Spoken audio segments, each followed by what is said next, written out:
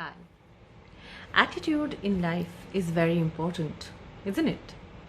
Because that's what really determines what the outcome of a particular situation would be for us. Today's story is one that is told very often, that I've heard very often, and it's one of my favorites. Gives me that impetus to face challenges head on, whenever I revisit this story. So there were two men that were walking along a seashore, and one of them had a bucket in his hand that was filled with crabs. Now, in this bucket, all these crabs were trying to clamber over one another, climb over one another, and trying to get out of the bucket. However, none of them were able to.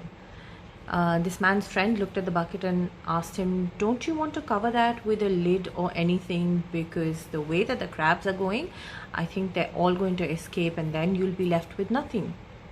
The man turned around and said that, I don't need to really worry about that. Had there been a single crab in the bucket, sure, that crab would have escaped. However, with these many in the bucket, none of them would be able to get out because one would keep trying to pull the other one down. Therefore, they all stay in the bucket by the end of it. And that's the case when we have crabs in our life.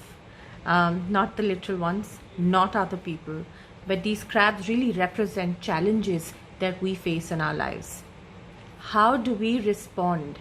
Do we become the crab that sits at the bottom of the bucket and does nothing to change the situation, does not even try? Or do we continue to keep trying to face these challenges and therefore determine a successful outcome?